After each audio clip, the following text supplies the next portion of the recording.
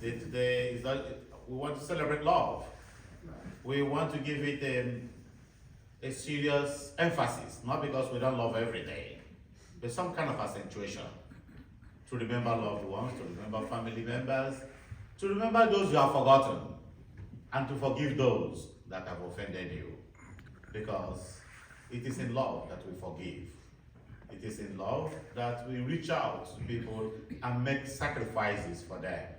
It is in love that we change our decisions and make a turnaround for the glory of God and for the good of humanity. Love must not be limited to emotionality, but all spheres of life is affected by the power of love. Are you ready to love? Yes. You know I love you. Do you love me? Yes. Of course I know. Let's keep loving because it's of God to do so. And that's what has moved Jesus to healing, love and compassion. Ephata, be opened. The crippled, the dumb, the lame, everybody that Jesus came across. He groaned out of compassion and love and said, be open. He touched them.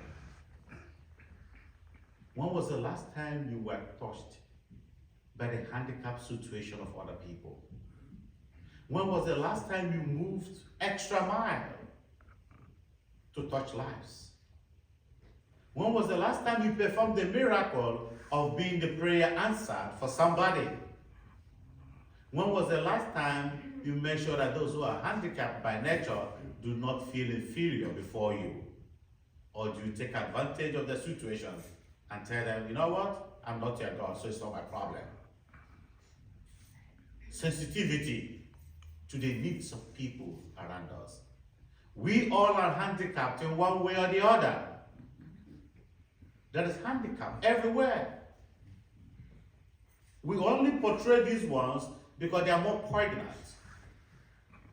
But we feel this and we see this in our families, in ourselves, around us, and with our friends. How do you handle the weakness and the vulnerability of other people? Do you take advantage of their vulnerability? Even that of your spouse, your close friends, when you notice their weak point, is that an opportunity either to reject them or to be more compassionate to their need?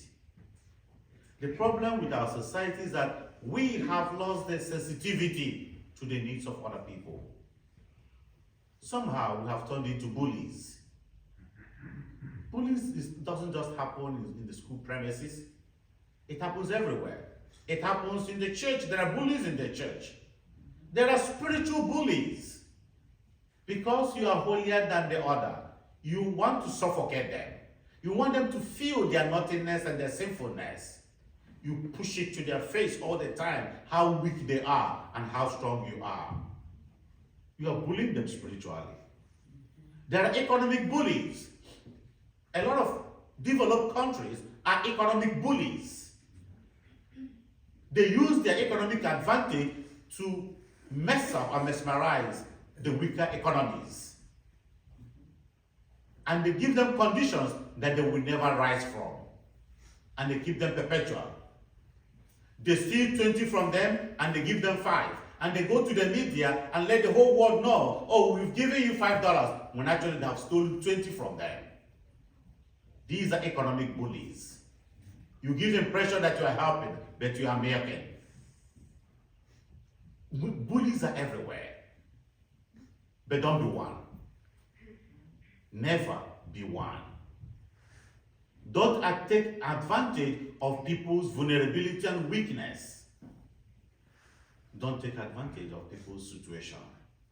Let the compassion of Jesus move you to say, what can I do to make life better? How can I go extra mile?